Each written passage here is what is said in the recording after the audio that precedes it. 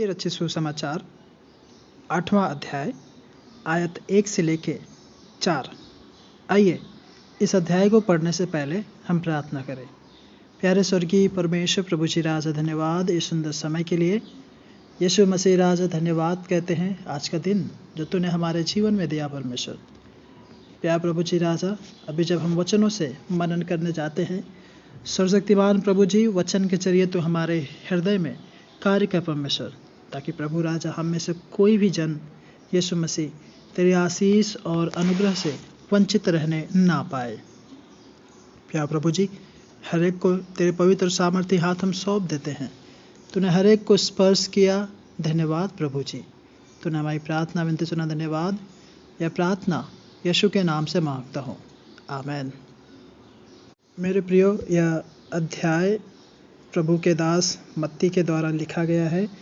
आइए इस अध्याय को हम पढ़ें।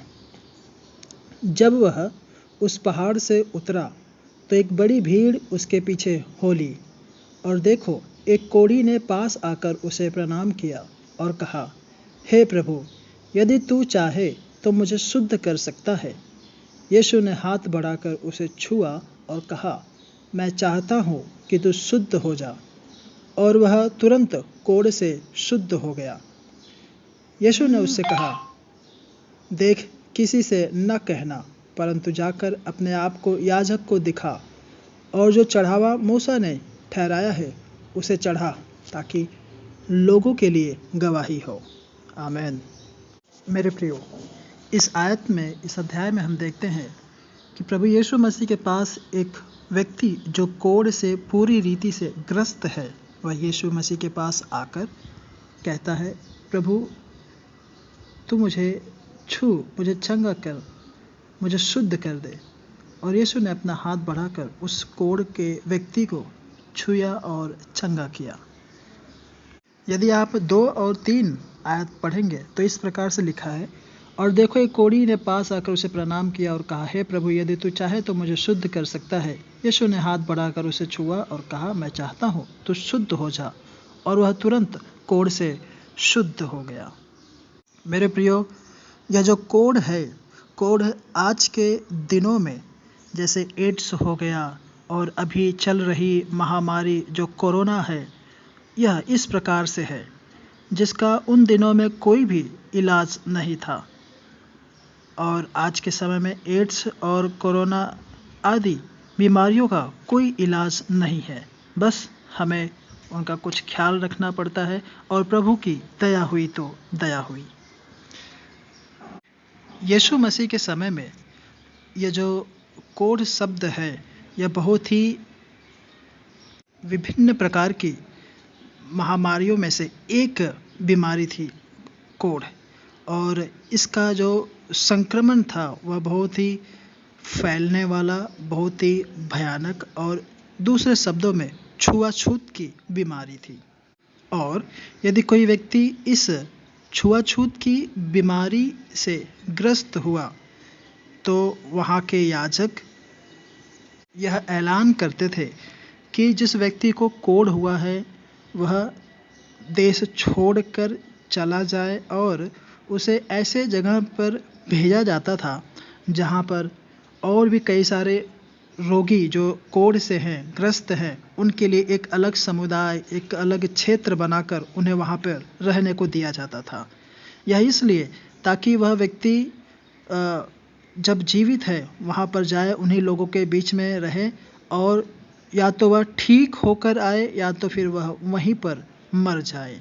परंतु उन्हें अच्छे लोग या फिर जिन्हें यह कोढ़ नहीं है उनके बीच में रहने की कोई भी अनुमति नहीं था। हाँ, जब उस कोढ़ के व्यक्ति ने यीशु मसीह से यह दरख्वास्त की, उसे गिड़गिड़ा कर विनती की, तो यीशु मसीह ने उसे चंगा किया।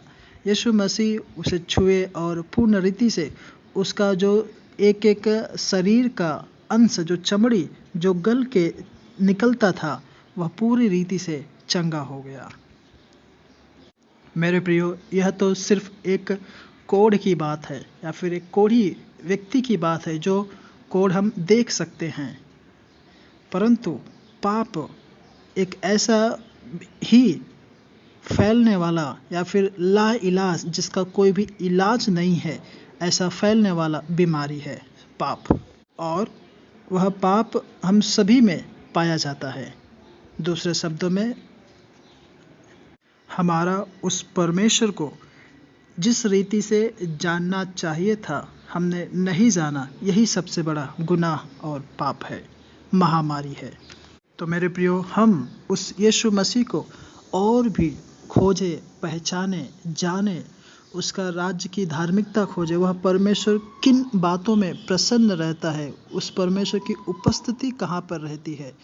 जब आप इन सारी बातों की खोज में रहेंगे तो मेरे प्रियो, आप बहुत ही स्वस्थ, भले चंगे और परमेश्वर के वचनों में, परमेश्वर की नज़रों में, उसकी निगाहों में आप एक स्वस्थ व्यक्ति, एक धनी व्यक्ति कहलाएंगे। सिर्फ और सिर्फ यीशु मसीह का एकमात्र स्पर्श ही आपको हर एक पापों से छुटकारा दे सकता है।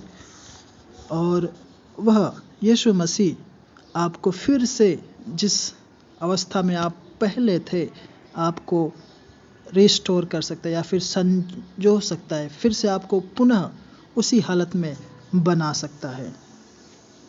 तो जिस प्रकार से इस कोढ़ के व्यक्ति ने यह महसूस किया कि उस व्यक्ति को कोढ़ है और उस कोढ़ के कारण वह व्यक्ति धीरे धीरे खत्म हुआ जाता है, इसी प्रकार हमें भी यह महसूस होना जरूरी है कि पाप हमारे अंदर है और हम उस पाप के अंदर धीरे धीरे दलदल की नाई फंसते चले जा रहे हैं। तो जिस दिन यह आपको महसूस हुआ, आपको यह पता चला, तो उस दिन के बाद आप यीशु मसीह से मदद मांगे और परमेश्वर जरूर आपको हर एक पापों से परमेश्वर आपको क्षमा देंगे, छुटकारा देंगे और आप दिन प्रतिदिन लगातार उस यीशु मसीह में बढ़ते जाएं। आयत 4, यीशु ने उससे कहा, देख, किसी से न कहना, परंतु जाकर अपने आप को याजक को दिखा और जो चढ़ावा मूसा ने ठहराया है उसे चढ़ा, ताकि लोगों के लिए गवाही हो।